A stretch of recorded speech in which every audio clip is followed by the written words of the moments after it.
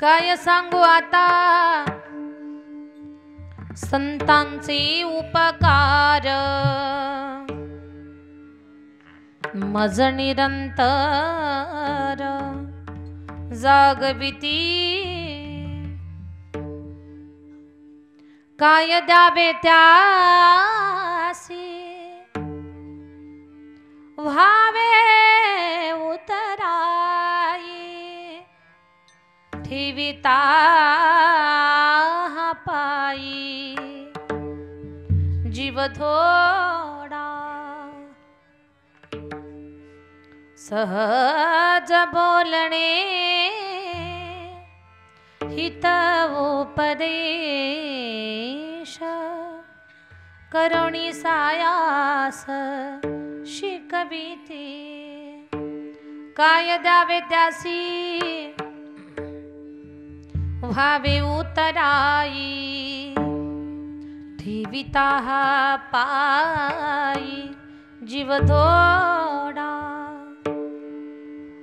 तुका म्हणे वत्स धेनु वेचे चित्ती, तैसे मज येती सांभाळीत। काय द्यावे त्यासी व्हावे उतराई, ठेविता पायी जीव थोडा। काय सांगू आता संतांचे उपकार, मज निरंतर जागविती। काय द्यावे त्यासी व्हावे उतराई, ठेविता पायी जीव थोडा। पांडुरंगा करू प्रथम नमन, पांडुरंगा करू प्रथम नमन, पांडुरंगा करू प्रथम नमन, पांडुरंगा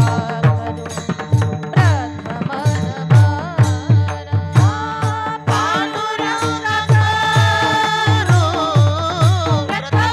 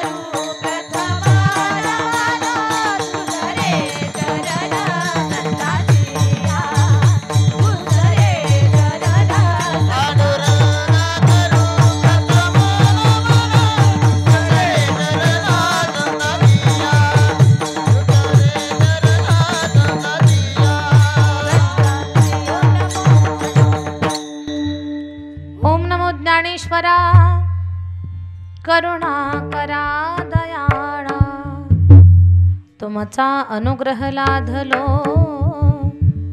पावन झालो चराचरे। श्री गुरुचरण सरोज रज निज मन मुकुरो सुधारी, बरणौ रघुबर विमल जसो जोदायक फलचारि।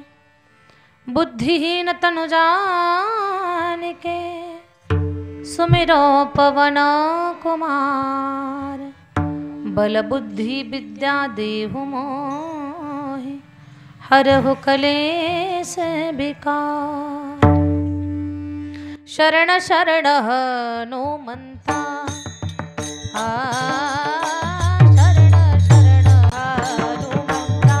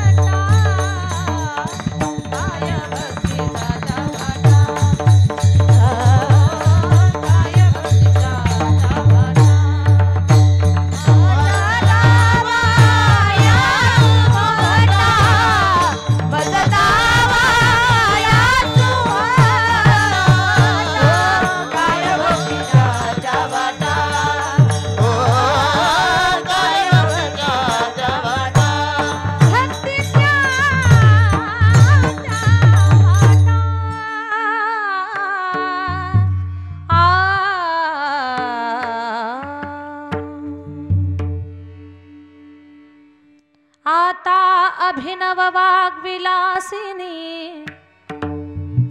जी चातुर्यार्थ कला कामिनी ते श्री शारदा विश्वमोहिनी नमिली मिया जयांची केलिया स्मरण होय सकळ विद्येचे अधिकरण तेची वंदू श्री चरण श्री गुरूंचे ते नमस्कारोनी आता काय सांगू आता संतांचे उपकार मज निरंतर जागविती काय द्यावे त्यासी व्हावे उतराई ठेविता पायी जीव थोडा। प्रस्तुत कीर्तन रूपी सेवेसाठी निवडलेला अभंग महान भगवत भक्त श्रीमंत संत वैराग्याची महामूर्ती वैराग्याचं ज्वलंत प्रतीक असणारे सदेह वैकुंठाला जाणारे पाचव्या वेदाचे निर्माते विश्ववंद जगद्गुरु तुकोबारायांचा चार चरणाचा अतिशय उत्कृष्ट असा साधूचा जगावर किती मोठा उपकार आहे। उपकार एक नाही अनंत उपकार आहेत त्यांच्या आपल्यावरती। त्या उपकाराची कुठेतरी आपण जाणीव ठेवावी। जाणीव ठेवण्यासाठी उपकाराचं स्मरण असावं। त्या उपकाराची आठवण करून देणारा अभंग आज या प्रसंगी सेवेसाठी निवडलेला आहे। अभंगाकडे वळण्यापूर्वी अल्पसा परिहार द्यायचा असा। भगवान परमात्माच्या कृपा आशीर्वादानं साधू संताच्या कृपा आशीर्वादानं आपलं ग्रामदैवत भगवान गणेशजी आणि कुलताई मातेच्या आशीर्वादानं श्री क्षेत्र कुळकजाई या पवित्र नगरीमध्ये सीतामाईच्या वास्तव्यानं हा पवित्र झालेला परिसर हरिभक्तपरायण गुरुवर्य सुभाष महाराज घाडगे भाऊ यांच्या अथक परिश्रमानं प्रेरणेनं ग्रंथराज ज्ञानेश्वरी पारायण सोहळा आणि भव्य स्वरूपातील हा हरिकीर्तन महायज्ञ या नामयज्ञामध्ये ग्रंथराज ज्ञानेश्वरी पारायण सोहळा या कार्यक्रमाचं व्यासपीठ हरिभक्तपरायण आपल्या गावचं रत्न हरिभक्तपरायण सरळ स्वभावाचे महेश महाराज माने यांच्याकडे या कार्यक्रमाचं व्यासपीठ आहे। सर्व हरिभक्तपरायण मंडळी गावातील ग्रामस्थ मंडळीनं मला ही कीर्तन सेवा माझ्याकडे सुपूर्द करत असताना फोनवरती संपर्क केला आणि ही सेवा मी माझ्याकडे स्वीकारली आणि आम्ही इथे येऊन पोहोचलो। खरं पाहता सेवा स्वीकारत असताना बरेच जण फोनवरती बोलत होते, पण आता या क्षणाला या वेळेला मला सर्वांची नावं आठवत नाहीयेत। सर्व आदरणीय महाभाग्यवान मंडळी परमार्थप्रेमी मंडळी आपल्या सगळ्यांच्या माध्यमातून सेवा माझ्याकडे आलेली आहे। गायनाची गोड अशी साथ देणारे हरिभक्तपरायण आमचे लक्ष्मण महाराज सुतार आमच्या सुतार बाबांसाठी जरा जोरात टाळी वाजवा सर्व। फार गोड कंठ आहे, फार गोड कंठ, सुंदर गायन आहे, नम्र स्वभाव आहे। हरिभक्तपरायण पोपट महाराज भोसले बाबांसाठी सुद्धा टाळी झाली पाहिजे। सर्व गायक गुणीजन मंडळी सर्व टाळकरी मंडळी आपल्या गावातलं सर्व भजनी मंडळ परिसरातून आलेले वारकरी मंडळी मृदंगाची फार गोड अशी साथ देणारे हरिभक्तपरायण विठ्ठल महाराज सत्रे बाबांसाठी टाळी होऊ द्या। फार गोड पखवाज वाजवतात, फार सुंदर। त्याचबरोबर त्यांच्या सोबत मृदंगाची साथ देणारी माझी विद्यार्थिनी भाविकाताई भगत आणि एक मुलगी असून मृदंगाचा खूप सुंदर वाजवण्याचा ती प्रयत्न करते। आमच्या भाविकासाठी सुद्धा टाळी झाली पाहिजे। इथे कीर्तनासाठी उपस्थित असलेल्या हरिभक्तपरायण काजलताई शेडगे कोरेगाव या संगीत विशारद आहेत। ताई आनंद वाटला। सर्व हरिभक्तपरायण मंडळी हार्मोनियमची साथ देणारा माझा छोटा विद्यार्थी फार कमालीचं त्याचं वाजवण आहे, फार सुंदर वाजवतो तो हार्मोनियम। असे आमचे दर्शन महाराज तागड आहेत। त्याचबरोबर माझ्या विद्यार्थिनी पूजाताई नाशिककर परमेश्वरी दिदी परभणे पूजाताई नाशिककर ही नावं यूट्यूबला टाकल्यानंतर फार सुंदर कीर्तन, फार सुंदर गायन, भागवत कथा, देवी भागवत कथा अशा अनेक कथांची व्हिडिओ या माझ्या ताईंचे तुम्हाला यूट्यूबवरती पाहायला मिळतील। फार सुंदर कीर्तन, जबरदस्त कीर्तन करतात त्या दोघी। आणि सर्व टाळकरी मंडळी ज्ञात अज्ञात महाराज मंडळी, तर असणारी सर्व हरिभक्तपरायण मंडळी, फार चांगल्या प्रकारची साऊंड सिस्टीम आहे. सिस्टीमवाल्या दादांचं नाव काय दादा? कापसे महाराज. कापसे महाराजांसाठी टाळी वाजवा एकदा. फार चांगल्या प्रकारचा साऊंड आहे. आणि या कार्यक्रमाचं शूटिंग करण्यासाठी YouTube channel, Shrikrishna YouTube channel, या दादांसाठी सुद्धा टाळी झाली पाहिजे. चोपदार महाराज असतील, विनेकरी असतील, हरिभक्तपरायण मंडळी, आणि हे एवढा वजनातला परमार्थ इकडंच आहे. तू तर इकडंच पाहायला मिळतात बरं का. आणि आमच्या तिकडे नारळी सप्ताहात, ना तर एरवी यांची आमची गाठ भेटच होत नाही. हा, पण खूप आनंद वाटला. वजनातली इथे मंडळी आहेत, या दादांसाठी सुद्धा टाळी वाजवा. या दोघांसाठी सुद्धा खूप आनंद वाटला मला. महिला माता वर्ग, पुरुष वर्ग, आबाल वृद्ध मंडळी, खूप चांगल्या पद्धतीनं अगदी इथे वजनामध्ये चोपदार दादा आहेत, विनेकरी दादा आहेत, सर्व हरिभक्तपर मंडळी. कुणी इथे कथाकार असतील, कीर्तनकार असतील, प्रवचनकार असतील. अज्ञानानं एखाद्या महत्त्वाच्या माणसाचं जर नाव माझ्याकडनं राहिलं असेल तर माझ्यावर कुणी काही नाराज होऊ नका. खूप गरजेचं असेल तर मला सुचवा. हा सप्ताह 126 वर्ष झाले. ही 126 वर्षाची आपली पारायणाची परंपरा आहे. आणि ज्ञानेश्वरी पारायण हे 40 वर्षापासून चालू आहे. म्हणजे या कुळकजाई गावाचं खूप मोठं तप आहे, खूप मोठं तप. तुमच्या पुण्याईला पारावार नाही. ज्या गावामध्ये 126 वर्षापासून नामयज्ञ होतो ते गाव किती पुण्यवान असेल. आणि मला आनंद वाटला की पत्रिकेवरच अगोदर टाकलेले श्री क्षेत्र, फक्त हे क्षेत्रच नाही तर या महायज्ञानं, या दीर्घ परंपरेनं हे गाव तीर्थक्षेत्र बनलेलं आहे असं म्हणायला काही हरकत नाही. या पवित्र अशा नगरीमध्ये आम्हाला कीर्तनाचा योग प्राप्त झाला. आजच्या कीर्तनाचं सौजन्य श्रीमती मधुमती ताई शेडगे, श्रीमान नवनाथ शंकर शिंदे. तर या ताईंसाठी आणि या दादांसाठी जरा जोरात टाळी झाली पाहिजे. कारण माझ्या ताई दादांनो, कान देऊ नाही का, धर्माचं काम हे दानावर अवलंबून असतं.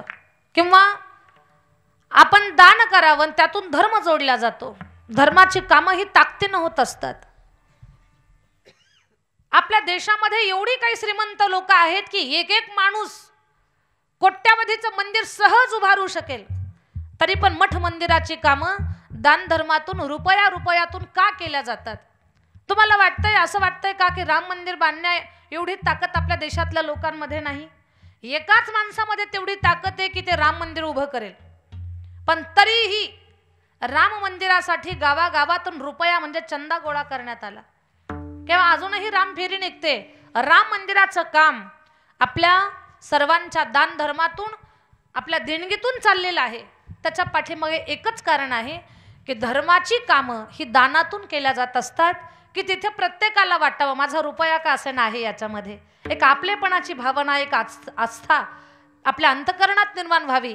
आणि दुसरी गोष्ट अशी, देवाला सुद्धा वाटावं जाऊ द्या माझं लेकरू गरीब आहे, त्यानं 1 रुपयाच दिला मला, त्याच्याकडे सुद्धा सारखं लक्ष असावं. याच्यासाठी हे सगळं दानाचं काम चालू असतं. आजच्या या कीर्तनासाठी सौजन्य ताईंचं आणि या शिंदे दादांचं आहे, शेडगे ताईंचं आहे. तसं तर प्रत्येक कीर्तनासाठी सौजन्य आहे. पण आनंद वाटतो आहे दानाचं महत्त्व काय असतं आणि दान का दिलं पाहिजे माणसानं, याच्याबद्दल एक थोडी छोटीशी महत्त्वाची आणि मोलाची गोष्ट तुम्हाला सांगते. आणि पुन्हा माझ्या अभंगाकडे वळते. मी आजच्या दिवसाचं थोडंसं महत्त्व सांगते आणि मग चिंतनाकडे वळू आपण. सुभाषितकारांनी फार गोड सांगितलंय, शतेषु जायते शूर सहस्रेषु च पंडिता वक्ता दशसहस्रेषु दाता भवति वानवा. 100रात एखादा शूर माणूस निघत असतो. 100रात एखादा शूर असतो. बाकी फक्त बोलके पोपट असतात. फाडून टाकीन, कापून खाईन, हे फक्त चौकातच. आणि घरात आले की लगेच म्याव. मी कुळक जायतलं काही सांगत नाही बरं का. पण 100रात एक शूर पाहायला मिळेल. सहस्रेषु च पंडिता, 1000रात एखादा पंडित असतो. वक्ता दशसहस्रेषु, 10,000रात एक वक्ता आहे. पण दाता भवति वानवा, दाता मिळेल का नाही ही गोष्ट दुर्लभ आहे. पण जिथे दाता दुर्लभ आहे या वाक्याला बदलून टाकलंय. अपवाद ठरलंय कुळकजाई गाव. का? दाता मिळणे अशक्य, पण इथे प्रत्येक सेवेसाठी सौजन्य आहे. म्हणजे इथे अनेक कर्ण आणि दाते एकत्र आलेले आहेत या कुळकजाई गावामध्ये. इथे दात्यांची मांदियाळी आहे. दान करणाराचं भाग्य किती थोर. आपल्या जीवनामध्ये दानाचं काय महत्व. कान देऊन ऐका. एका गावामध्ये एक महात्मे आले. महात्मे एवढे ओजस्वी, तेजस्वी, तपस्वी. त्या महात्म्याचे पाय आपल्या घराला लागावेत अशी प्रत्येकाची इच्छा होती. हात जोडायचे, बाबा आमच्या घरी या ना, तुमचे पाऊल आमच्या घराला लागू द्या. महाराज म्हटले, माझ्या 2 प्रश्नाची जो खरी खरी उत्तर देईल ना, मी त्याच्याच घरी येईल. बाबा प्रश्न विचारून पहा, काय आहे तुमचा प्रश्न. म्हणे लाईन लावा, रांगेमध्ये विचारतो, ज्याचं उत्तर पटेल त्याच्या घरी येतो. पहिल्या व्यक्तीला विचारलं. प्रश्न फार सुंदर होते बरं का, कान देऊन ऐका. पहिल्या व्यक्तीला प्रश्न विचारला, सांगा तुमचं वय किती आणि तुमची संपत्ती किती. नेमकं माणूस या 2च गोष्टी लपवत असतो. माणूस स्वतःचं वय कधी खरं सांगत नाही आणि पैसे किती आहेत आपल्याकडे हेही सांगत नाही. वय सांगायची काही अडचण नाही, पण पैसे तर खरंच सांगू नयेत कोणाला किती आहेत. कधी धाड पडेल सांगता येत नाही. पण कुठे लपवायचं आहे. जिथे भय भीती आहे, जिथे निर्भयता आहे, तिथे सांगण्यासाठी काही अडचण नाही. विचारलं महाराजांनी, तुमच्याकडे पैसे किती आहेत आणि तुमचं वय किती आहे. समोरचा व्यक्ती 20 वर्षाचा होता. त्यानं सांगितलं, बाबा माझं वय 20 वर्षाचं आहे आणि माझी संपत्ती 2 लाख रुपयाची आहे. म्हणजे पुढच्याला विचारतो, नंतर ठरवतो कुणाच्या घरी जायचं. पुढच्या माणसाला विचारलं, तुमचं वय किती. 30 वर्ष, संपत्ती 3 लाख रुपये. पुढे विचारतो, नंतर ठरवतो. पुढच्याला विचारलं, वय 40 वर्ष, संपत्ती 4 लाख रुपये. आणखी पुढे, तुमचं वय किती. 50 वर्ष, संपत्ती 5 लाख रुपये. असं विचारत विचारत विचारत गावच्या सावकारापर्यंत नंबर आला. सावकाराला विचारलं, सावकार वय किती तुमचं. सावकाराचं वय 60च्या दरम्यान होतं. सावकारानं सांगितलं, बाबा 20 वर्ष माझं वय आहे. संपत्ती, अंगावरचं सोनं 10 लाखाच्या पुढे होतं. सावकारानं सांगितलं 2 लाख रुपये. लोक ओरडायला लागली, एवढ्या मोठ्या महात्म्याला खोटं बोलता सावकार, तुम्हाला काहीच कसं वाटत नाही. महाराज काय तुमचं धन हडप करणार आहेत का. आणि वय कमी सांगितलं म्हणून काय तुम्ही तरुण होणार आहात का. खोटं बोलता बाबांना. सारं गाव त्यांना फडफड करायला लागलं. महाराज म्हटले, त्यांना कोणी रागावू नका, त्यांना कोणी टाकून बोलू नका, आपणच विचारू. असं उत्तर का दिलं. सावकार मला कळतंय तुमचं वय 60 वर्ष आहे, तरीही तुम्ही 20च वर्ष वय का सांगितलं. लोक सांगतात 2000 कोटीपेक्षा जास्त तुमची प्रॉपर्टी आहे. अंगावरचं सोनं 10 लाखापेक्षा जास्त आहे, तरी तुम्ही 2 लाख रुपयेच प्रॉपर्टी कशी सांगितली.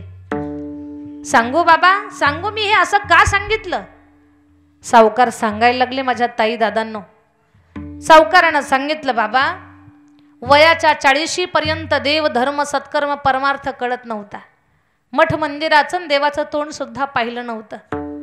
साधू पाहिलं की मी पाठ फिरवायचो. कधी साधू संताचं दर्शन घेतलं नाही. वयाच्या 40 मध्ये चुकून कीर्तन ऐकलं आणि परमार्थाचं महत्व मला कळालं.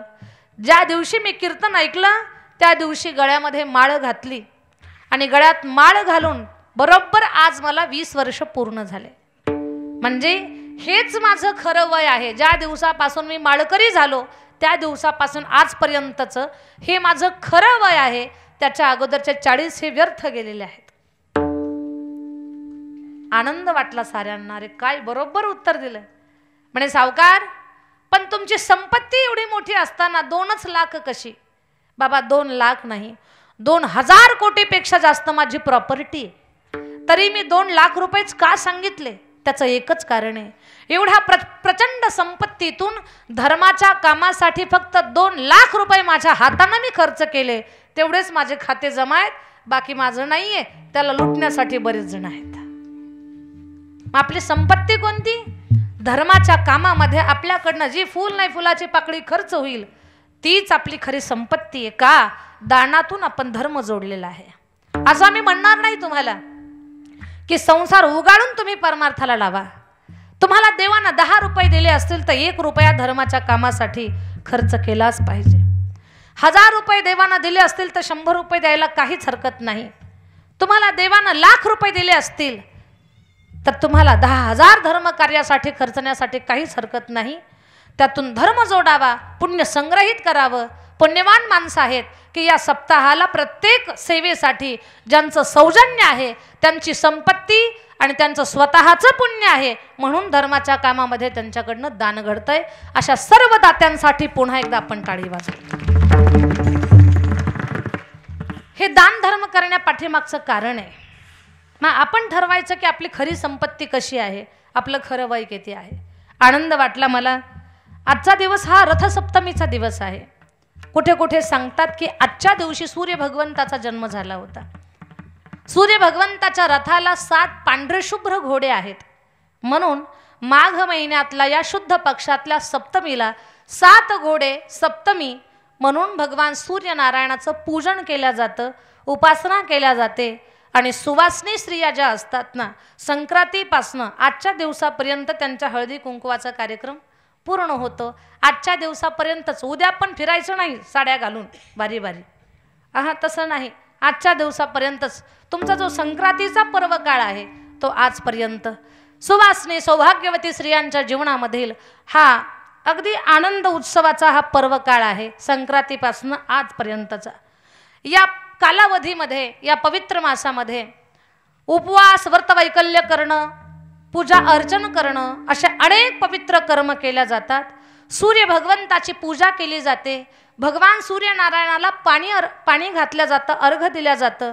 आज असं सांगतात परंपरेनं की ज्या पवित्र नद्या आहेत, गंगा, यमुना, सरस्वती, नर्मदा, सिंधू, कावेरी, अशा अनेक ज्या नद्या आहेत तर कुठल्या तरी पवित्र नदीला जाऊन आजच्या दिवशी स्नान करावं म्हणजे पाप नष्ट होतं, आरोग्य प्राप्त होतं. सूर्य भगवंताची उपासना केल्यानंतर भगवान सूर्यनारायण हा आरोग्य देणारा, आपल्याला विकसित करणारा देव आहे. तर आजच्या दिवशी त्याची पूजा केल्यानं आपल्या स्वतःलाही आरोग्य प्राप्त होतं आणि परिवारातल्या लोकांना सुद्धा शांतता, समाधान, आरोग्याची प्राप्ती होते. लेकरं बाळं आपली ओजस्वी, तेजस्वी होतात. घरामध्ये सुख, समाधान, शांती नांदते. अशी अनेक फलं सूर्य उपासनेच्या पाठीमागे दडलेली आहेत. म्हणून भगवान सूर्यनारायणाची प्रार्थना, मंगल स्नान, पूजा अर्चन, साधना अशा अनेक गोष्टी आजच्या दिवशी सूर्य भगवंताच्या माध्यमातून, त्यांच्या उपासनेच्या माध्यमातून केल्या जातात. असं हे रथसप्तमीचं महात्म्य आहे. अशा रथसप्तमीच्या पवित्र पर्वणीवरती आपण सगळेजण एकत्र येऊन हा भव्य स्वरूपातील महायज्ञ संपन्न करतो आहे.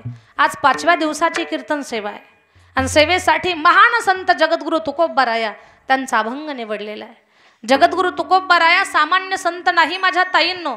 तुकोबारायांचं वर्णन केलंय. तुकाराम तुकाराम तुकाराम तुकाराम राम तुकाराम तुकाराम तुकाराम तुकाराम राम तुकाराम तुकाराम तुकाराम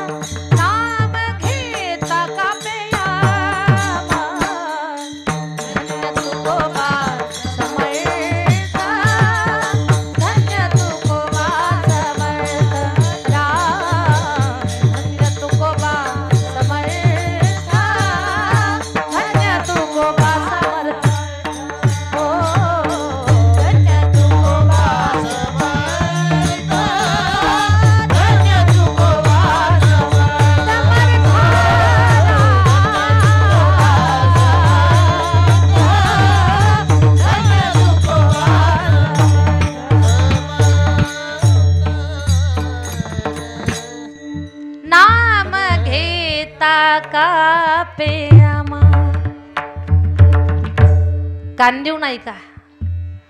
तुकाराम तुकाराम नाम घेता कापेयम. काय सामर्थ्य आहे माझ्या जगद्गुरु तुकोबारायांचं. तुकोबारायांच्या नावाला यम सुद्धा घाबरतात. तुकाराम तुकाराम नाम घेता कापेयम. यमाच्या अंगाला कंप सुटावा. तुकोबाराय सामान्य नाहीत. जडी दगडा सहित वह्या तारिये जैशालाया. माझ्या ताई दादांनो, महाराजांनी लिहिलेले जे काही अभंग आहेत ना, ते तो गाथा, तो ग्रंथ जशाच्या तसा पाण्यात टाकलेला दगड बांधून सोडला होता, पण तो सही सलामत बाहेर आला जशाच तसा व्यवस्थित. हा प्रयोग तुम्ही करून पहा. कागद घ्या, त्याच्यावर काहीतरी लिहा, तुमचं नाव टाका. असंही परमार्थ नाही केलं तर ते बुडूनच जात आहे आपलं नाव. आपलंच नाव टाका, कुणाचं तरी काय टाकण्यापेक्षा. दगडही बांधू नका, तसं सहज सोडून द्या आणि तासानं गाठ घ्यायला जा. कुणाची? त्या कागदाची. भेटल काय कागद? कुडक जाई.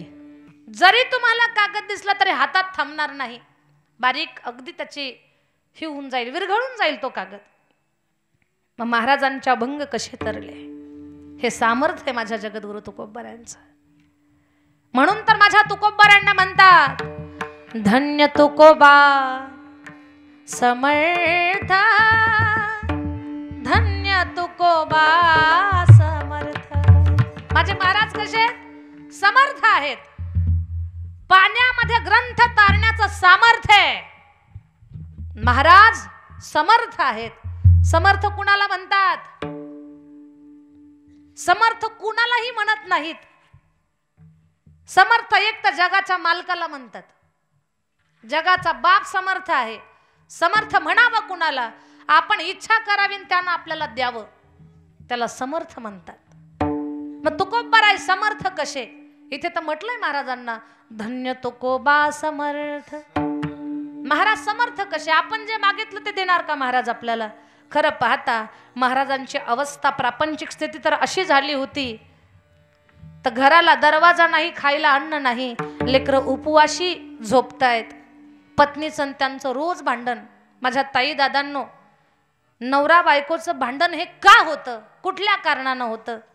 तर घरामध्ये सुख सुविधांचा ज्या वेळेला तुटवडा निर्माण होतो ना, त्यावेळेला पती पत्नीचं जमत नाही.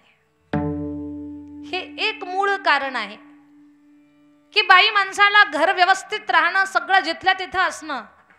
घरासाठी काय लागतं हे स्त्रीच्या जातीला कळतंय.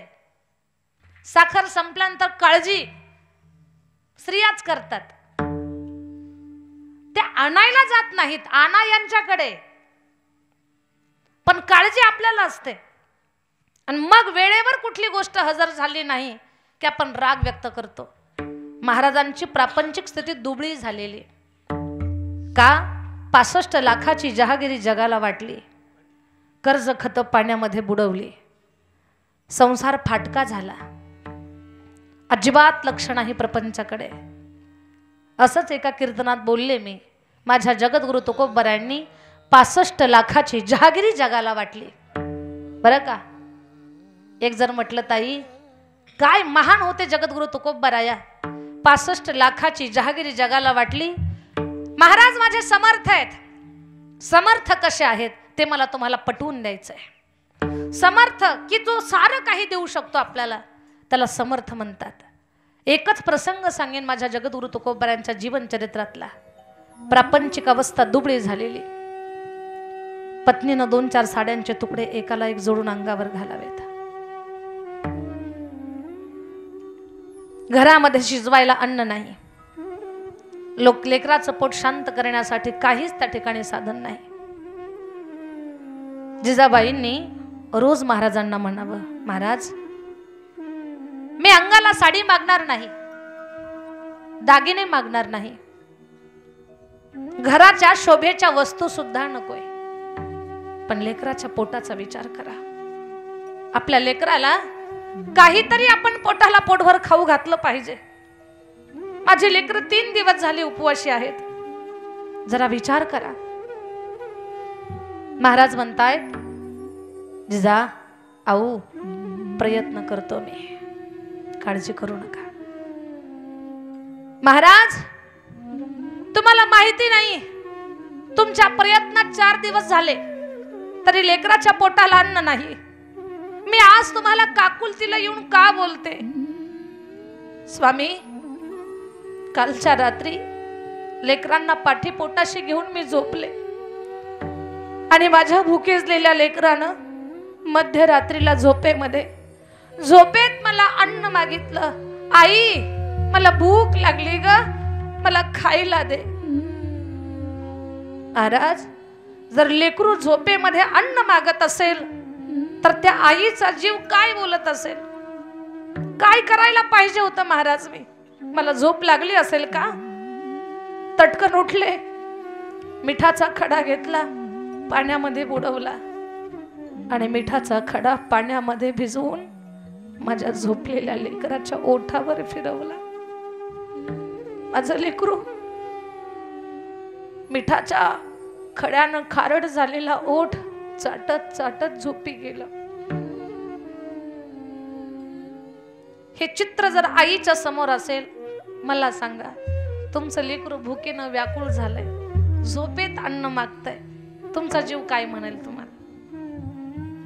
महाराज, त्याच्यामुळे मी काकुलतीला येऊन बोलते तुम्हाला, लेकराचा थोडासा विचार करा.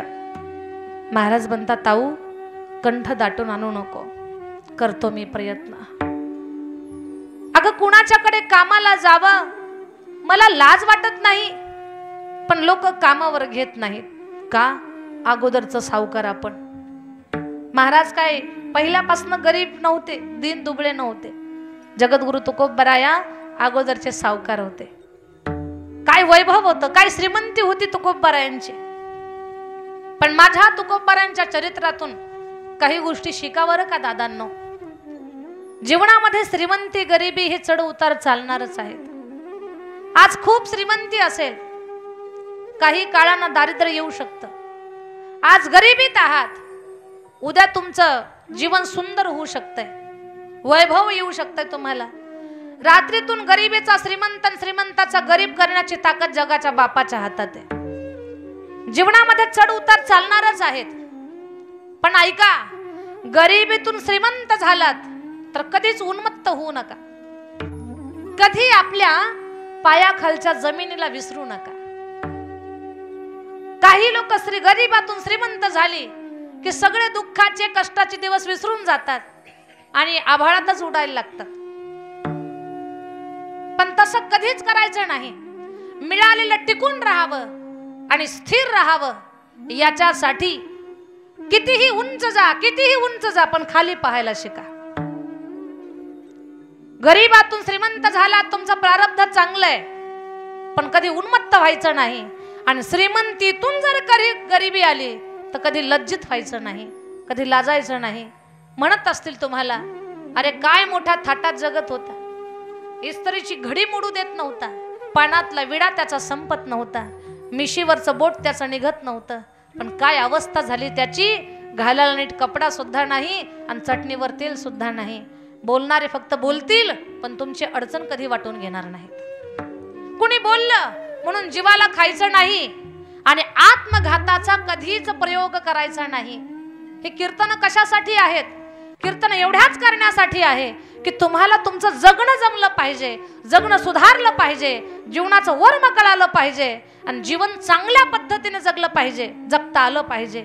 माणसाचं जगणं हे फक्त श्रीमंती किंवा गरीबावर अवलंबून नाही. तुम्ही परिस्थितीने कितीही गरीब असा, पण विचारानं जर श्रीमंत असाल तर एखाद्या धनवानापेक्षा तुमचा मान मोठा असेल. म्हणून विचारानं श्रीमंत व्हायला शिका, जगण्यातून श्रीमंत व्हा. तुमची श्रीमंती फक्त लौकिक दृष्टीवरती अवलंबून नसते. याच्या पायामध्ये जोडा किती रुपयाचा आहे, अंगावर कपडा किती महागडा आहे, हा रोज काय खातो, याच्यावर तुमचं मोठेपण अवलंबून नाही. तुमचं मन आणि तुमचे विचार किती मोठे आहेत याच्यावर तुमचं मोठेपण अवलंबून आहे. म्हणून सांगेन सगळ्यांना, श्रीमंतीतून कधी जर गरिबी आली तर जीवाला खायचं नाही आणि मनाचं खच्चीकरण कधी करून घेऊन कधी चुकीचा विचार मनामध्ये आणायचा नाही. होईल त्रास तुम्हाला देवा. काय वैभव होतं माझं. अरे रोज खिशात 500ची नोट होती, माझ्या 500 रुपयाची नोट. 9 वर्षाचा होतो मी, पण 500 रुपये रोज खर्चायला होते. आज घर माझ्याकडे चालवण्याची वेळ आली, 5 रुपयाचा शिक्का सुद्धा नाही माझ्याकडे. नाराज कधी व्हायचं नाही, चुकीचा विचार कधी मनामध्ये आणायचा नाही. फक्त समजावून सांगायचं मनाला, हेही दिवस राहणार नाहीत, चांगले दिवस येतील. का अशी वेळ तर माझ्या तुकोबारायांच्या जीवनामध्ये सुद्धा आली होती. मग तुकोबाराय थोडेच खचले, तुकोबाराय थोडेच थांबले. हे तुकोबारायांच्या चरित्रातून आपण शिकायचं आहे. कीर्तन फक्त ऐकून सोडून देण्यासाठी नाहीत, कीर्तन आपल्याला जगायचं शिकवणार आहेत. संतांची चरित्र आपल्याला सक्षम आणि बलवान बनवणार आहेत. आपलं मनोबल वाढवण्यासाठी संतांची चरित्र आहेत. बोलणं ऐका माझं. तुकोबारायांची प्रापंचिक परिस्थिती डळमळलेली. महाराज घराच्या बाहेर पडले, पण महाराजांचा आणि त्यांच्या पत्नीचा संवाद एका जमीनदारानं ऐकला होता. त्या जमीनदाराला सुद्धा महिन्यासाठी परगावी जायचं होतं. शेतामध्ये ज्वारी थाटलेली होती, राखण करण्यासाठी माणसाचीच गरज होती. जमीनदाराला हिम्मत होत नव्हती, तरीही थांबवलं महाराजांना. महाराज थांबा. काय म्हणता जमीनदार? भंडाऱ्यावर भजन करायला चाललात का? म्हणे हो. मग भंडाऱ्यावर जाण्यापेक्षा आपल्या शेतात बसता का भजन करत? म्हणे का? महिन्यासाठी मला परगावी जायचंय. तुम्ही जर तिथं भजन केलं तर भजनाच्या आवाजानं पाखरं काही येणार नाहीत, ज्वारीची राखण होईल, तुमचं भजन होईल, माझी ज्वारी राखल्या जाईल आणि त्याच्या बदल्यात तुमच्याही प्रपंचात अडचणी, थोडं बहुत धान्य मी तुम्हाला देईन. महाराज म्हटले ठीक आहे, नाहीतरी असंही काहीतरी मला काम पाहिजेच होतं. भंडाऱ्यावर जाऊन जे भजन करायचं ते तुझ्या मळ्यात करतो, पण म्हणे तिथं भजन करताना माझं नेमकं काम काय? काही नाही महाराज, फक्त पाखरांना लक्ष द्यायचं. काय करायचं? पाखरांना लक्ष द्यायचं. महाराजांनी शब्द जशाच्या तसे उचलले. खूप सरळ होते महाराज, स्वभावात अजिबात आढा वेढा नाही. महाराज म्हटले पाखरांना लक्ष द्यायचं ना? हो म्हणे लक्ष द्यायचं. म्हणे माझ्याही पेक्षा जास्त लक्ष देईल मी पाखराला. माझ्याकडे थोडंसं एखाद्या वेळेस दुर्लक्ष होईल, पण पाखरांकडे लक्ष देईल. महाराजांनी लक्ष द्यायचं याचा अर्थ काय घेतला? माझ्या ताईंनो, जर तुम्ही 4 दिवसासाठी परगावी निघालात आणि शाळेच्या परीक्षेमुळे जर तुमची लेकरं घरी ठेवण्याची वेळ आली, तर तुम्ही शेजारणीला सांगून जाता, ताई अक्का लेकराकडं काय करा, लक्ष द्या. याचा अर्थ काय? वेळेवर जेवू घाला, वेळेवर आंघोळ करायला सांगा, वेळेवर शाळेत पाठवा, वेळेवर आराम करायला सांगा, तब्येत बिघडली तर हॉस्पिटलमध्ये घेऊन जा. याचाच अर्थ नाही लक्ष द्या. का लेकरं उपवाशी मारा? कडक जाई. ऐकताय ना? झोपल्या का काय? लक्ष माझ्याकडे द्या, लेकरांकडे लक्ष द्या. याचा अर्थ काय? लेकरांना व्यवस्थित सांभाळा. महाराजांनी नेमका हाच घेतला अर्थ. म्हणे पाखरांना लक्ष द्यायचं ना, बिनधास्त राहा, चांगलं लक्ष देतो. महाराज बसले बरं मळ्यामध्ये जाऊन भजन करायला. पाखरं राखायची होती, लक्ष द्यायचं होतं. हातात भिरीभिरी नाही, हातात गोफण नाही, गोफणीला गुंफलेला दगड नाही, बुजगावणं सुद्धा नाही. एक विणावरती सुंदर भजन चाललेलं महाराजांचं. काय गोड भजन करू लागले महाराज तिथे बसून. बोलावा विठ्ठल, पाहावा विठ्ठल, बोलावा विठ्ठल, पाहावा विठ्ठल, बोलावा विठ्ठल, पाहावा विठ्ठल, बोलावा करावा विठ्ठल, जीवे भाव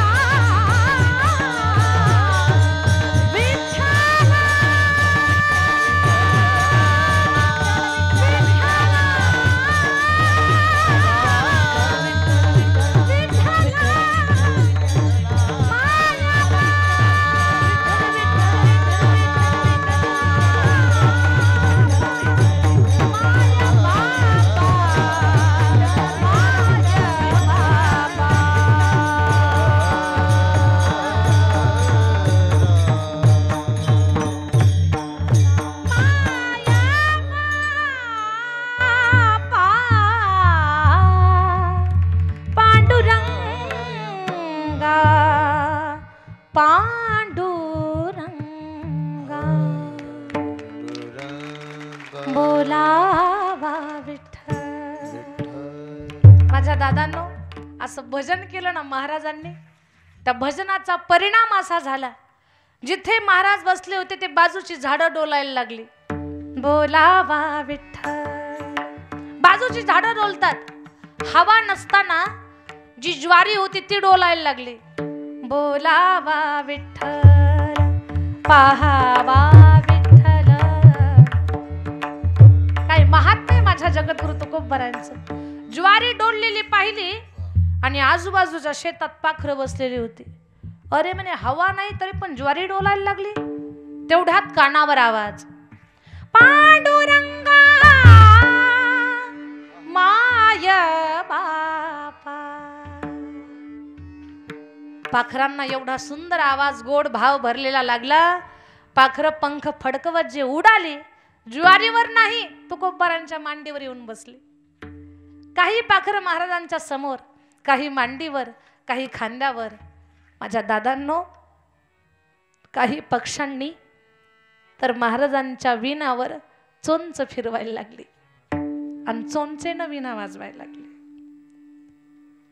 पक्ष्यांचे असतात ना पंजे, त्या पंजानं असं असं करायचे विणाला. पाखरं विसरून गेली आपण पक्षी आहोत, विसरली ती, खायचं विसरली. समोर एवढी थाटलेली ज्वारी आहे, तिकडे लक्ष नाही. जेव्हा पाखरं भजनामध्ये तल्लीन झाली तेव्हा तुकोबरायांचे डोळे भरले आणि तुकोबराय म्हणतात, पाखरांनो, अरे उपवासी पोटानं भजन नसतं, पोटभर खा. मला अगोदरच सांगून ठेवलंय, पाखरांना लेकरासारखं लक्ष द्या, तुम्हाला कोणी अडवणार नाही. अगोदर निवांत खा, पोटाला पोटभर खा आणि मग भजनाला बसा. भजन आणि भोजन याच्यासाठी सप्ताह असतो. आणि हा तर महिन्याचा सप्ताह होता. आपल्या तरी 7-7 दिवसाचे, म्हणजे महिनाभर भजन चालणार आहे आपलं. तुम्हाला कोणी गोफणीमध्ये दगड घालणार नाही, भिरभिरा दाखवणार नाही, बुजगावण्याची भीती नाही. निवांत खा. इथं मी आणि तुम्हीच. पाखरं धान्य टिपायची, भजनाला बसायचे. पण महाराज म्हटले, असं तुम्ही घाबरू नका, लेकरा बाळांना पण घेऊन या, पाहुणे रावळे पण आणा तुमचे. त्यांच्यात काय पाहुणे नसतात का? असतात त्यांच्यात पण पाहुणे. पाहुण्या रावळ्यांना घेऊन या, मोकळ्या मनानं खा, पोटभर खा आणि निवांत राहा. मुक्कामाला राहिला तरी चालेल, अशी काही घाई गडबड नाहीये. तुम्ही तुमच्या घरट्यालाच जावं म्हणून इथंच थांबत जा, म्हणजे भजन जरा निवांत होईल. आणि पाखरं खायची आणि महाराजांच्या जवळ बसायची. पाखरांचा अंतकरणातला भाव पाहून तुकोबरायांच्या अंतकरणात भाव जागा झाला. पाखरांनो, माझे नातेवाईक सुद्धा कधी एवढा वेळ माझ्यासोबत भजनाला बसले नाही. अरे तुमच्याशी तर माझं रक्ताचं नातं नाही, तरी तुम्ही माझ्यासोबत भजनाला बसले. अरे सख्या रक्ताच्या नात्यापेक्षा तुम्हीच तर माझ्या जीवाचे जिवलग सोयरे आहात, तुम्हीच खरे माझे सोयरे. महाराज बोलले, वृक्षवल्ली आम्हा सोयरे वनचरे. वृक्षवल्ली आम्हा सोयरी वनचरे. पक्षी सुस्वरे आळवीती. वृक्षवल्ली आम्हा सोयरी वनचरे. आकाश मंडप पृथ्वी आसन. रमे तेथे मन क्रीडा करी. रमे तेथे मन क्रीडा करी. अरे तुम्हीच तर माझे सोयरे आहात. निवांत राहिली पाखरं 15-20 दिवस. पाखरांची वजनच वाढली, तब्येती जाम झाल्या त्यांच्या, हालचाल करता येईना, खायची जागेवर बसायची. सारं शेत खाल्लं त्यांनी. जे महिन्यानं येणार होता जमीनदार, 15 दिवसातच त्याला बातमी कळाली. म्हणे सारं शेत खाऊ घातलं तुकोबरायांनी. अर्ध्यातूनच आलं तीर्थयात्रेतून. महाराज, हे काय केलं तुम्ही? शेत राखायला ठेवलं तर तुम्ही पाखरांना खाऊ घातलं. काय सांगितलं होतं? म्हणे लक्ष द्यायला सांगितलं होतं. मग लक्ष कुठे होतं तुमचं? म्हणे लक्षावरच होतं. काय केलंय? खाऊ घातलं, लक्ष ठेवलं म्हणतात. अहो तुम्ही तर म्हटले होते लक्ष द्या, मग लक्ष देण्याचा अर्थ काळजी घ्या असा घेतला मी. बुद्धीत काही वाईट येतच नाही. चांगल्या शब्दाचा वाईट अर्थ काढणारे त्यांची बुद्धीच खराब असते, म्हणून त्यांना चांगल्यात वाईट दिसतं. पण जी माणसं सरळ असतात ना, साध्या शब्दाचा साधा सरळ अर्थ घेतात, ते त्यांच्या डोक्यात काही वाईट येतच नाही. शब्द वाईट नसतात, त्या शब्दावर विचार करणारी बुद्धी सात्विक आहे का खराब आहे त्याच्यावरती त्याचा अर्थ अवलंबून असतात. महाराज म्हणतात तुम्ही जे सांगितलं ते केलं, असं चालणार नाही. तुमच्या लेकरा बाळाची कीव केली, तुम्ही तर माझीच लेकरं उपवाशी मारायला निघालात. सारं शेत खाऊ घातलं, 20 पोते मला ज्वारी होणार होती महाराज, पण तुम्ही वाटोळं केलं. पण सोडणार नाही, माझं शेत भरून द्या, धान्य भरून द्या. 20 पोते होणार होतं. महाराज म्हटले पोटासाठी आहे मी इथे असा बसलेला, माझ्याच पोटाचा प्रश्न मिटला नाही, तुमचे पोते कुठून भरून देऊ.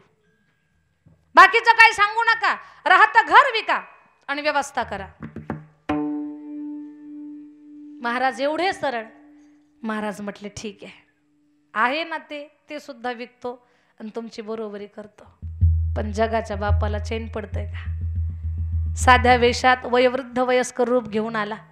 जमीनदार नका महाराजांच्या मागे लागू. काय मागे लागू नका? आज जर यांना मोकळं सोडलं तर बायको लाटणं घेऊन मागे लागेल माझ्या. ती मला घरात येऊ देणार नाही.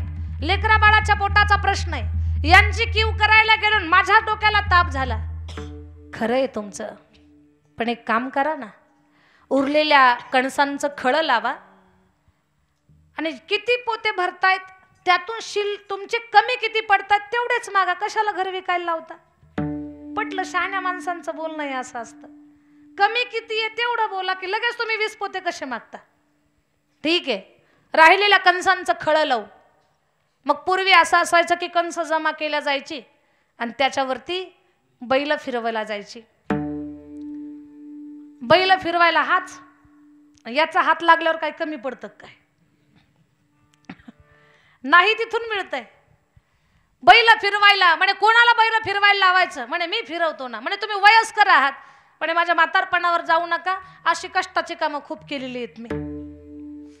बैलाच्या मागे फिरला जगाचा बाप आणि राशी तयार झाल्या, पोते भरायला चालू केले. 20 पोत्याच्या अपेक्षा होते मायबाप, 30 पोते झाले तरी रास संपना. 30चे 40 पोते झाले, रास संपना. 40चे 50 झाले, रास संपेना. शेताचा मालक तोंडात बोट घातलं, त्यानं चकित झाला. महाराज अपेक्षा मला होती 20च पोत्याची, पण 50 पोते झाले तरी रास संपना. महाराज तुम्ही समर्थ आहात. धन्य तुकोबा समर्थ, धन्य तुकोबा समर्थ. महाराज तुमची लीला आगाध आहे. चुकलो मी, तुमचं महिमान कळलं नाही. 20च घेतो, उरलेले 30 तुम्ही घेऊन जा. महाराज म्हटले सप्ताह घाला, पण आपल्याला नको मला. तसाच पाऊल मागे घेतला. काढता पाऊल घेऊन महाराज भंडाऱ्यावर गेले, घराकडे गेले नाही. का? घरी विचारायला तयारच होते की तुम्ही आणलं काय. महाराज तिकडे गेलेच नाही, सरळ भंडाऱ्यावर जाऊन बसले. मला सांगा, सारं शेत खाल्लंय पाखरांनी, तरी पण 20चे 50 पोते भरपाई करून देणारा आहे का नाही समर्थ? तो समर्थ आहे. माझे तुकोबाराय सामान्य नाहीत. समर्थ जगद्गुरु तुकोबाराया इच्छा झाली त्यांची, आपण संताचं महात्म्य जगाला सांगू, साधूचं महिमान जगाला सांगू. अभंगाच्या पहिल्या चरणावर सांगू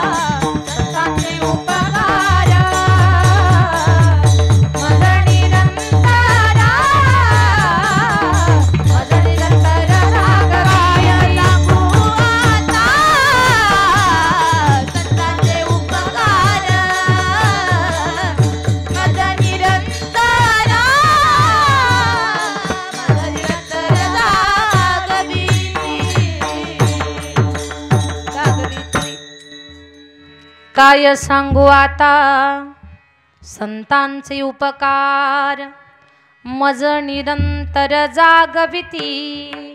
माझ्या ताईंनो, संतांचे प्रचंड उपकार आपल्यावरती आहेत। त्यांचा एक नाही, अनंत उपकार आपल्यावरती आहेत। तुम्ही म्हणाल काय उपकार आहेत? या कुळकजाई गावाचा जर अभ्यास केला ना, तर इथे प्रत्येक माणसाची श्रीमंती वेगळी आहे, प्रत्येकाचं सौंदर्य वेगळं आहे, प्रत्येकाचा मानपान पद प्रतिष्ठा वेगळी आहे, त्याचा लौकिक वेगळा आहे, त्याचं ज्ञान वेगळं आहे। पण ज्ञान मान श्रीमंती सौंदर्य सारा मंडपाच्या बाहेर ठेवून एका छत्रछायेखाली एका आईच्या लेकरासारखे तुम्ही बसलात ना, हाच संतांचा उपकार आहे। इथे शिकवलंय तुम्ही सर्व समान आहात, हा भाव आहे ना समतेचा, हा साधूचा उपकार आहे। आपल्यातला अहंकार बाजूला ठेवून आपण इथे बसलेलो आहोत, संतांचा उपकार आहे। माणसातला माणूस जागा ठेवण्याचं काम संत महात्मे करतात। थोडंसं धन आलं की माणूस विकृत होतो, ज्ञान आलं की माणसाला अहंकार निर्माण होतो। पण संत नेमकं करतात काय? आपल्याला शांत स्थिर बनवण्याचं काम करतात। बाबा रे, विकृत होऊ नको, अहंकारी होऊ नको, लोभी बनू नकोस, का तो माणूस आहेस। आपल्यातला माणूस जागा ठेवण्याचं काम संत महात्मे करतात। माझं बोलणं ऐका, संत आपल्याला संपत्ती देणार नाहीत, बळे बाबा साधू आपल्याला संपत्ती देणार नाहीत, पण मिळालेल्या संपत्तीला सांभाळावं कसं याचं ज्ञान दिल्याशिवाय राहणार नाहीत। हा साधूचा उपकार आहे। संत आपल्याला पद देणार नाहीत, कुठलंच पद देणार नाहीत ते, पण पदावर बसल्यानंतर मद जागा होऊ देऊ नका हे शिकवल्याशिवाय राहणार नाही। हा साधूचा उपकार आहे आपल्यावरती। आपण माणूस आहोत, माणसानं या जगामध्ये जगावं कसं संत शिकवतात आपल्याला। बऱ्याच माणसाच्या फक्त आकृत्या फिरतायत, पण माणसातला माणूस हरवलेला आहे। आज अशी अवस्था आहे लोकांची, श्रीमंती आली, ज्ञान आलं, पद प्रतिष्ठा मानपान मिळाला की माणूस विसरून जातो की आपण माणूस आहोत, मी कोणीतरी आहे, हा अहंकार त्याचा जागा होतो। पण माझ्या ताई दादांनो, प्रत्येक स्थितीमध्ये आणि परिस्थितीमध्ये स्थिर राहण्याचा तुम्ही प्रयत्न करावा, त्याच्यासाठी साधूच्या विचाराचा आधार घ्यावा। लक्षात घ्या, समाजामध्ये आपण काहीतरी देणं असतं, समाजाच्या बाबतीमध्ये आपलं काहीतरी उत्तरदायित्व आहे। माझं बोलणं जड होऊ देऊ नका, लक्षपूर्वक ऐका, कारण फार मोलाचं बोलते मी तुम्हाला। माणूस म्हणतात कुणाला? ज्याच्या जीवनामध्ये देव देश आणि धर्माची सेवा आहे त्याला माणूस म्हटलं जातं। या जगामध्ये स्वतःसाठी जगणाऱ्या लोकांची खूप गर्दी आहे।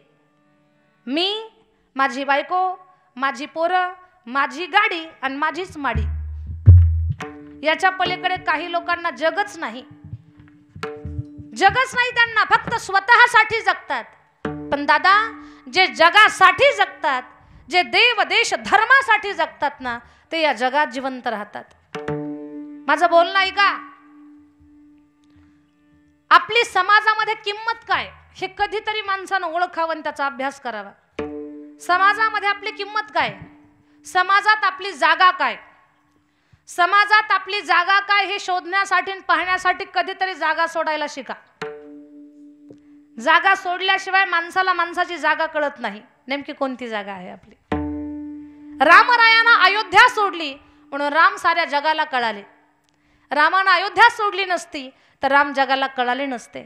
स्वतःची किंमत पाहायची असेल ना माझ्या दादांना तुम्हाला, तर एक काम करा, सकाळी घरातून उठल्यानंतर मारुतीच्या मंदिराच्या दर्शनासाठी जा, आणि मारुती मंदिराला दर्शनाला जात असताना गल्लीत तुम्हाला किती ओळखीचे लोक भेटतात, आणि भेटलेले लोक किती लोक नमस्कार करतात, अण्णा, तात्या, दादा, आप्पा, राम राम, बापू, राम राम। किती लोकांचे हात तुमच्यासाठी जोडल्या जातात, किती लोक म्हणतात या चहा घेऊ आपण, असं किती लोक म्हणतात, याच्यावर तुमची किंमत आहे। तुम्ही घराच्या बाहेर पडले आणि तुम्हाला कुत्र्यानं सुद्धा शेपटी हलवली नाही तर समजावं काहीच किंमत नाही आपल्याला। आणि किंमत कधी नसेल जेव्हा आपण कुणाच्याच कामी येणार नाहीत, तेव्हा आपली अशी अवस्था होणार। बरेच लोक खूप श्रीमंत असतात, पण त्यांच्या घराला बोर्ड असतात, कुत्र्यापासून सावध राहा। बोर्ड वाचणाऱ्यांना नेमकं काय समजायचं, घरात माणसं आहेत का, बोलणं समजून घ्या, मोलाचं बोलते मी तुम्हाला. जगानं आपल्याला सलाम करावा, वंदन करावं, मानपान द्यावा, किमान विचारावं कसे आहात. एवढ्यासाठी कुठेतरी जगासाठी जगावं लागेल. स्वतःसाठी जगणाऱ्या लोकांची खूप गर्दी आहे. आणि जगण्याचे सूत्र काय असतात हे शिकण्यासाठीच कथा कीर्तनात बसावं लागतं. कारण इथून ज्ञानाच्या 4 गोष्टी, जगण्याचं शास्त्र माणसाला कळत असतं.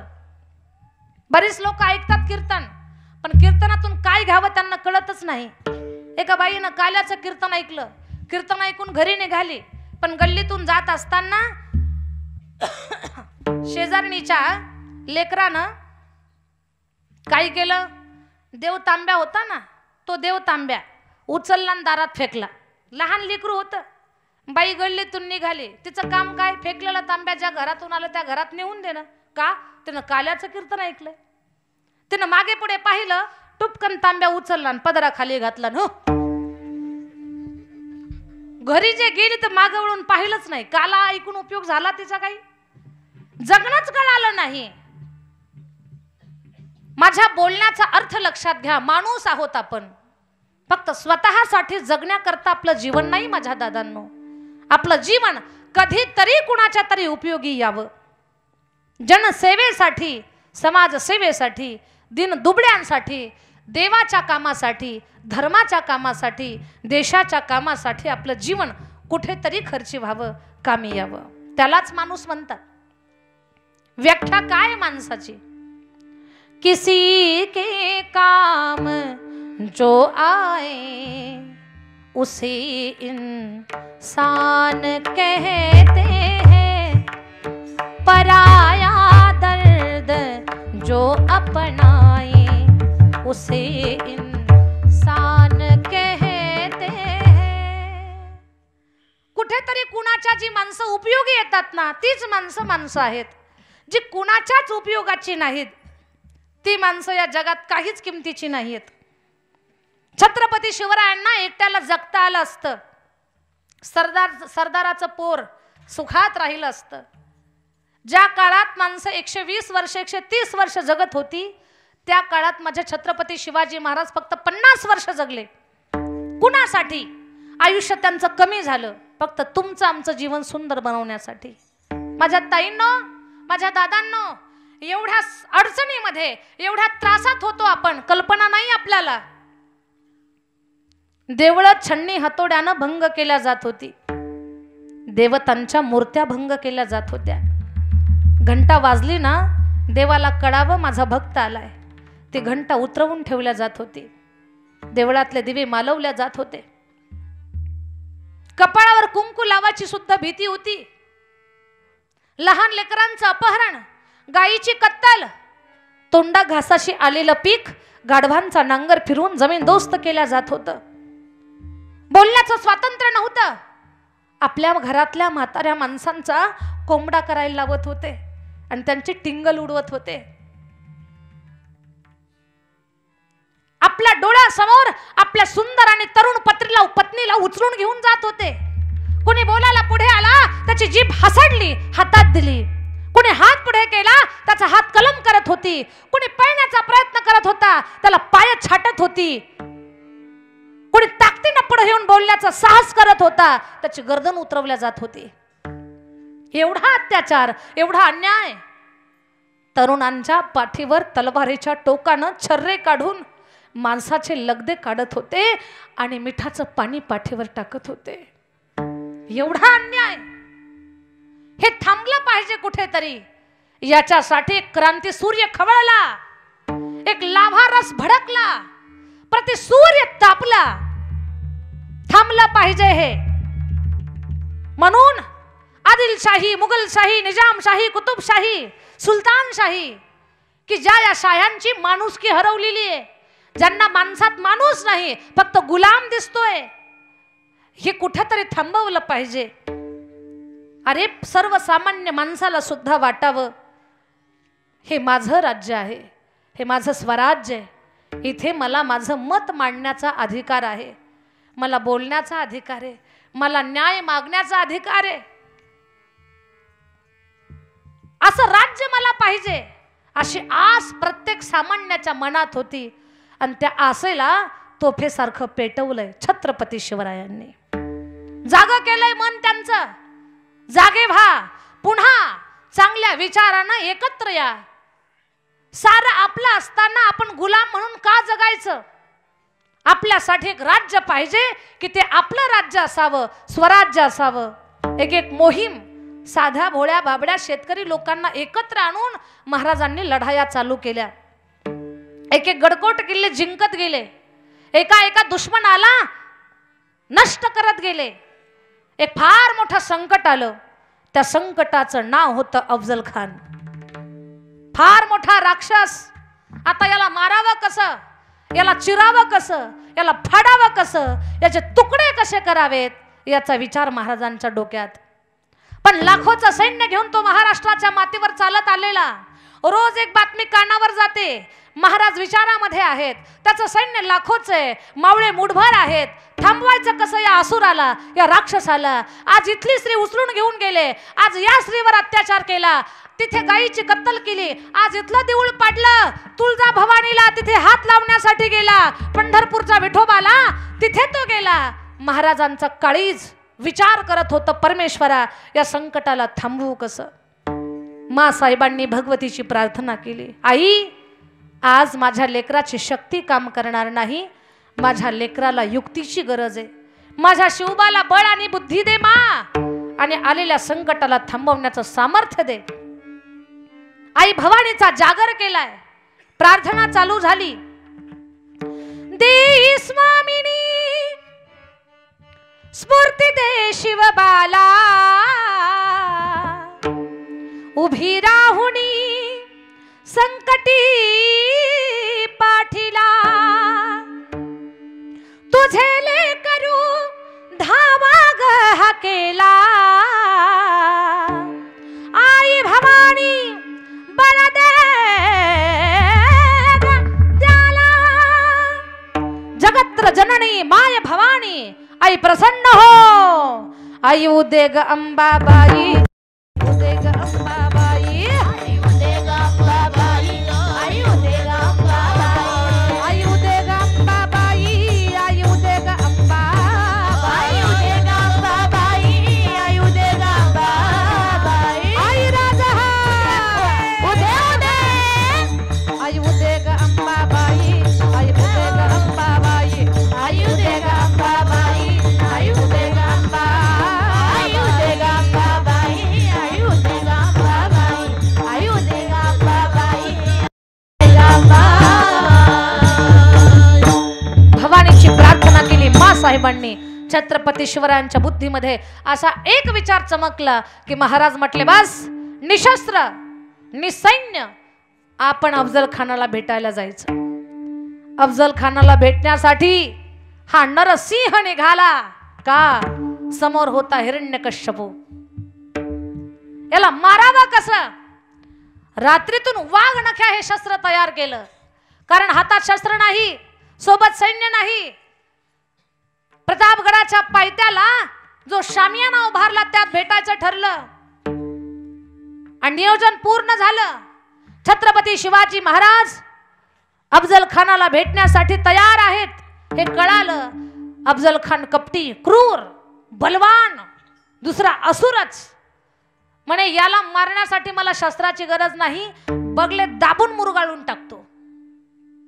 पण त्याला काय माहिती हा छावा साधा नाही म्हणून, हा सिंह साधा नाही म्हणून. फक्त मोजकेच आहेत. एक वारा, एक सिंह, एक शिवाजी आणि एक मावळा. याच्या पलीकडे कोणी फिरू शकत नाही त्या सह्याद्रीच्या खोऱ्यामध्ये. या सह्याद्रीच्या खोऱ्यात फिरणारा हा वाघ आहे. मनात भीती नाही, धैर्य धरून भगवतीला प्रार्थना करून या जगाचं संकट टाळण्यासाठी छत्रपती शिवाजी महाराज स्वतःचा जीव धोक्यात घालायला निघाले. आईनं बोलावं काय? आईचा जीव लेकरात असतो. पण मा साहेब अशी माय आहे या जगातली. शिवबा, आलेलं संकट थांबवा. या संकटामध्ये, या युद्धामध्ये, या लढाईमध्ये आम्ही आमचा पुत्र गमावला तरी चालेल, पण महाराष्ट्राच्या मातीवरचं संकट हे आलेलं गेलं पाहिजे असं वल्गना करणारी जगातली आणि पृथ्वीवरची धाडसी माय राष्ट्रमाता मासाहेब जिजाऊ, तिच्या पोटी शिवाजी आलेले आहेत. कोणाचे पोटी छत्रपती शिवाजी येत नाहीत. महाराज म्हणतात मासाहेब काळजी करू नका, निघाले छत्रपती शिवाजी महाराज. कुठे? अशा वाघिणीचा तो छावा,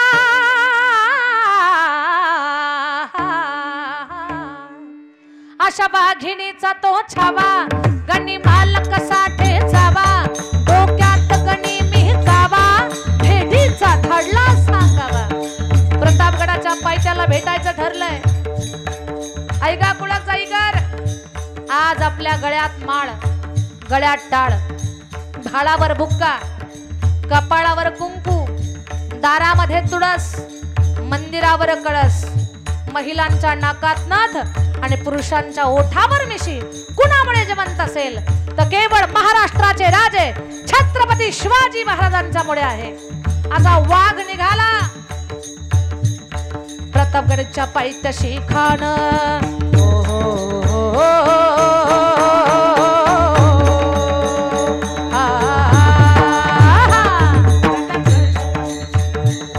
प्रतापगडच्या पायथ्याशी खान झालं बेगुमान, नाही त्याला जाण शिवाजी राजाच्या करमती, त्यासे नाही जाणीव शक्तीची.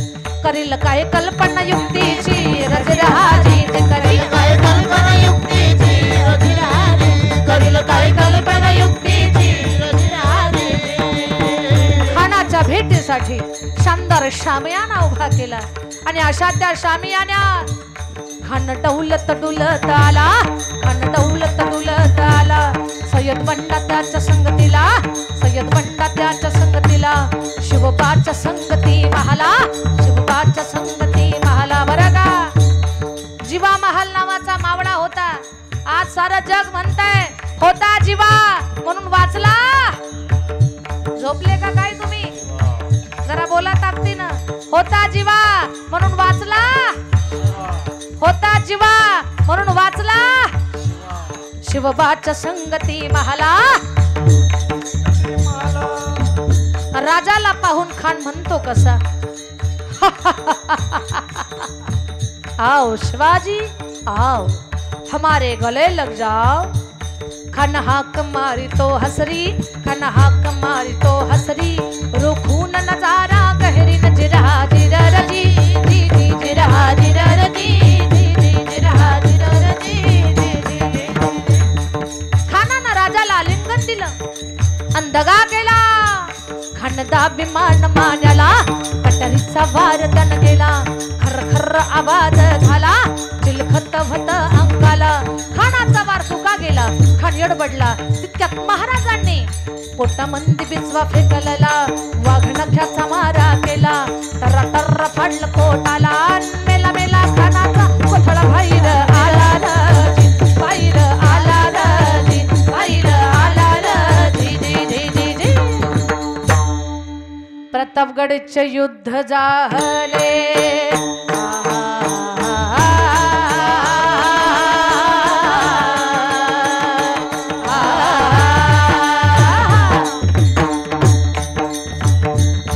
प्रतापगडचे युद्ध झाले. रक्त सांडले पाप सारले, पावड केला कृष्णेचा, लाविली ही गुलामीची हो. मराठशाहीचा मांडला थाट जिरहाजी, मराठशाहीचा मांडला थाट जिरहाजी, मराठशाहीचा मांडला थाट जिरहाजी. सगळ्यांनी हात उंच घ्या, सर्वांनी. ज्या राजा क्षत्रिय कुलावतंस सिंहासनाधीश्वर राजाधिराज महाराज श्री श्री श्री छत्रपती शिवाजी महाराज की जय. सगळ्यांनी जयकारा करा. छत्रपती शिवाजी महाराज की जय. धर्मवीर संभाजी महाराज की जय. जय भवानी, जय शिवाजी, जय भवानी, जय शिवाजी. हर हर महादेव, हर हर महादेव. भारत माता की जय. कुळजाई माता की जय. थळा बाहेर काढला, त्याला वाटलं हे काय करल, पण वाघाचा छावा होता. हे का सांगते मी तुम्हाला, महाराजांना स्वतःसाठी जगता आलं असतं, पण स्वतःसाठी जगले नाही, तुमच्या आमच्यासाठी जगले. मी या बोलण्यात आत्ता बोलता बोलता बोलून गेले. आपल्या गळ्यात माळ, गळ्यात टाळ, भाळावर बुक्का, कपाळावर कुंकू, दारामध्ये तुळस, मंदिरावर कळस, महिलांच्या नाकात नथ आणि पुरुषांच्या ओठावर मिशी. कुणामुळे? माझ्या राजामुळे. पण ताकदीने आपल्या गोत्रापर्यंत सांगतो आपण, हा माझ्या राजाचा उपकार आहे. राजा जगला या जगासाठी. 350 किल्ल्याचा मालक, पण एकाही किल्ल्यावर शिवाजी, शहाजी, संभाजी असं नाव टाकलंच नाही. तिथं गडकोट किल्ल्यावर नाव टाकलं नाही, पण प्रत्येकाच्या हृदयावर छत्रपती शिवरायांचं नाव कोरल्या गेलं. पोरगा एक वेळेला बापाचा फोटो घरात लावायला विसरून जाईल, पण माझ्या छत्रपती शिवरायांचा फोटो घरात लावतो. एकच कारण, माझा राजाला जगणं कळालं की कशासाठी जगायचंय. जगण्याचं सूत्र कोण शिकवतं आपल्याला, तर संत शिकवतात. हा संतांचा उपकार आहे. म्हणून जे संत जगायचं शिकवतात त्या संतांच्या बाबतीमध्ये काय सांगू आता, संतांचे उपकार. एक उपकार नाही, अनेक उपकार आहेत. काय करतात संत? आम्हाला जगायचं शिकवतात, आम्हाला जागवतात. मज निरंतर जागविती. काय करतात संत महात्मे? आपल्याला जागवण्याचं काम करतात. खरं पाहता सगळ्यांना अज्ञानाची झोप लागलेली आहे. ज्यांना परमार्थ कळत नाही ती माणसं फार अज्ञानी आहेत. जे मंदिराकडे येत नाहीत, साधू संताला पाहिलं की नाक डोळे मोडतात, अशी माणसं कुठे आहेत? त्यांना कुठे कळतं की सत्कर्माशिवाय आपल्या जीवनाला सौंदर्य नाही. शेवटचं बोलेन आणि सेवा समाप्त करेन, वेळ झालाय. ऐका माझ्या ताई दादांनो, संत काय जागवतात आपल्याला, कसे जागे करतात.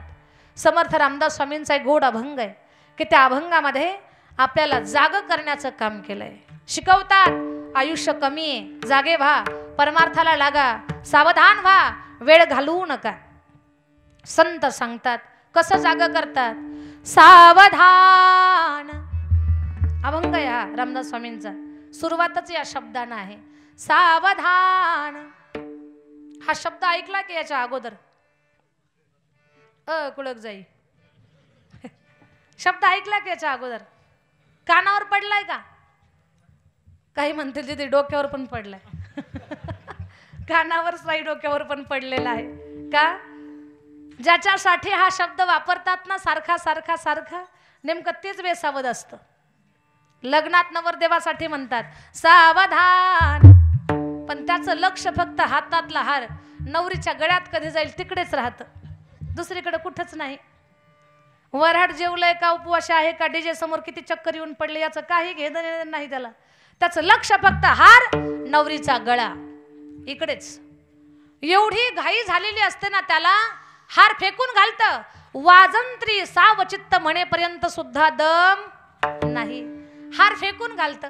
आताच्या पुरी काय कमी आहे का?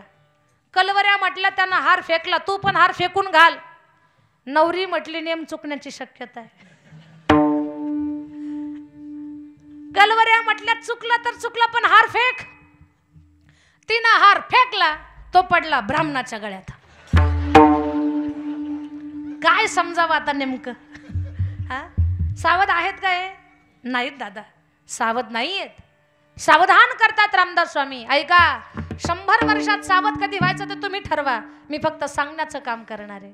सावधान. 10 वर्ष बालपण, 20 वर्ष तारुण्य, अंगी भरला मदन, मग तो कैचा सावधान. सावध सावधान वाचे वदा नारायण. सावध नसतात माणसं 20 पर्यंत. 30 वर्ष होती, दारा पुत्र मागे फिरती.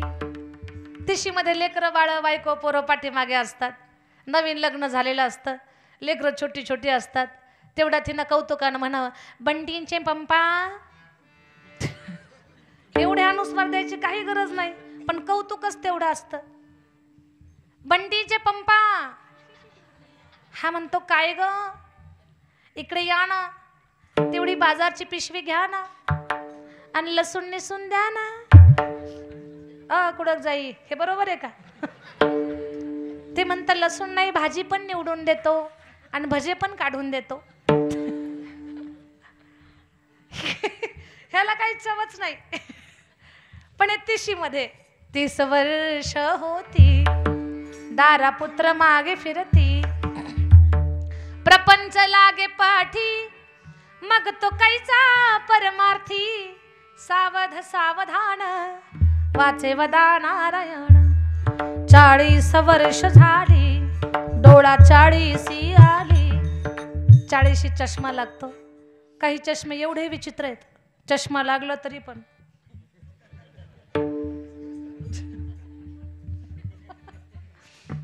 इथले चष्मे सारे चांगले आहेत, कारण इथले चष्मे गाथा ज्ञानेश्वरी वाचतात.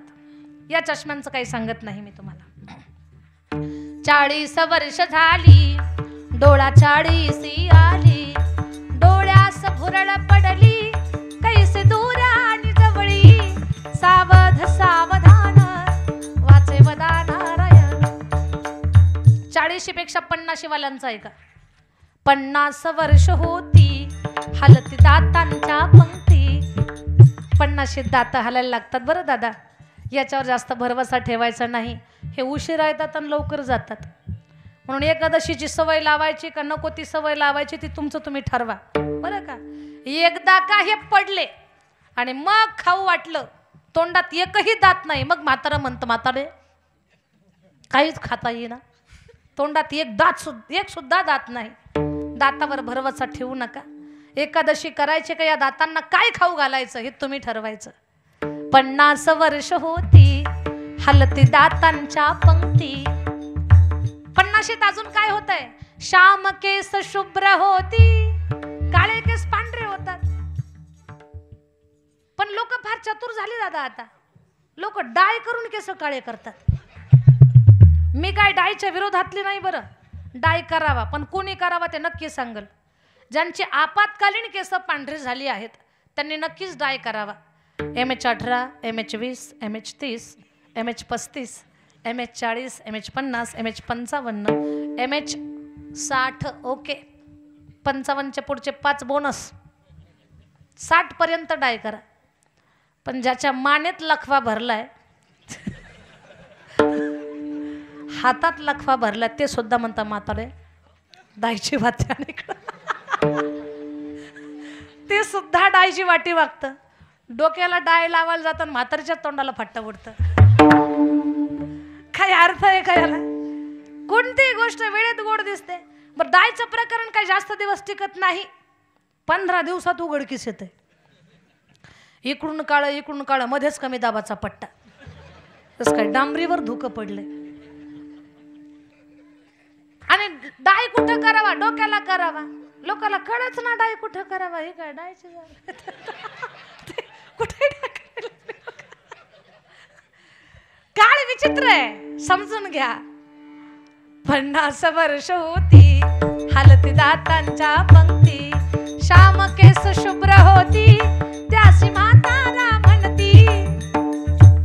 सावध सावधान वाचे वदा नारायण. 50 पेक्षा 60 डेंजर आहे. 60ला डोकंच काम करत नाही कुणाचं. ज्यानं संसाराशिवाय दुसरं काहीच केलं नाही त्याचं, ज्याला मंडप कळाला नाही धर्माचा, ज्याला देव कळाला नाही, देश कळाला नाही, धर्म कळाला नाही, अशी जी माणसं असतात ना, त्या माणसांची 60मध्ये दुरावस्था होते. चौकात बसलेले असतात आणि आम्ही त्यांना चुकून विचारतो, बाबा कीर्तनाचा मंडप कुठे? बाबा म्हणतात भाकर सकाळीच खाल्ली. बाबा भाकरी नाही मंडप. हा म्हणे म्हातारी घरी आहे. यांना दुसरं काही कळत नाही.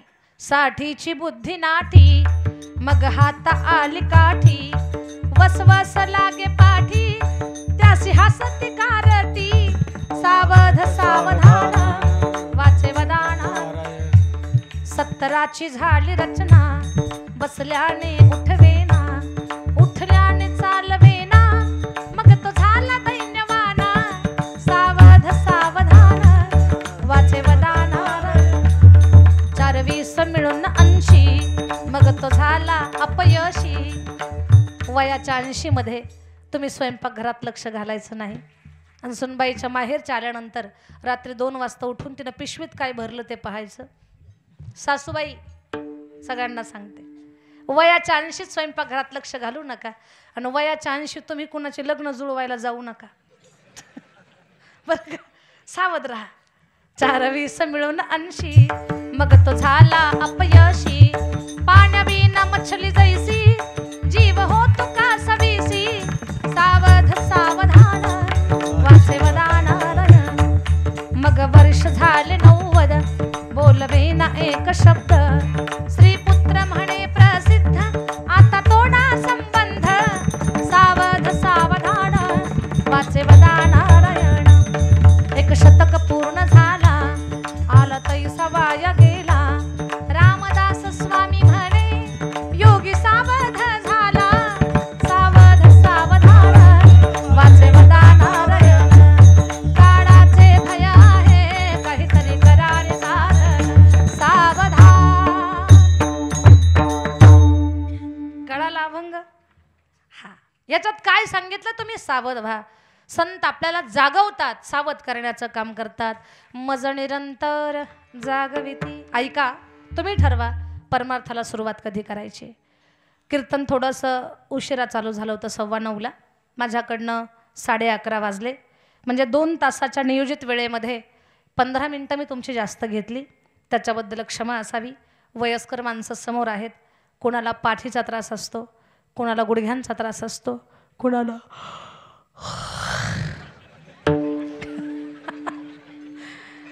झोपेचाही त्रास असतो. माझ्यामुळे त्रास झाला असेल, समजून घ्या. जास्त काही लांबवणार नाही. इथेच माझ्या वाणीला विराम देणार आहे. प्रवास माझा कुठपर्यंत झाला? पहिल्या चरणापर्यंत. काय सांगू आता? संतांचे उपकार. का? संत जागवण्याचं काम करतात. मज निरंतर जागविती. अशांना मी काय देऊ? काय द्यावे त्यासी व्हावे उतराई. ठेविता हा पायी जीव थोडा. सहज बोलणे हित उपदेश. ऐका, संताच्या सहज बोलण्यातून आपलं कल्याण होतंय आणि आपल्या सहज बोलण्यातून एखाद्याच्या घरात पेटतंय. हा सहजासहजी बोलण्याचा फरक आहे. संताच्या सहज बोलण्यातून कल्याण. सहज बोलणे हित उपदेश. करुणे सायास शिकविती. तू का म्हणे वत्स धेनू वेचे चित्ती. तैसे मजईती सांभाळीत. संताचं साधकावर प्रेम कसं, गाईचं बछड्यावर जसं. म्हणून तैसे मजईती सांभाळीत. असं या अभंगाचं विश्लेषण करण्याचा मी प्रयत्न केलं. प्रेमानं भजन करू. दोन्ही हात वरती घ्या. स्वतःला विसरून जा. काही क्षणासाठी देवा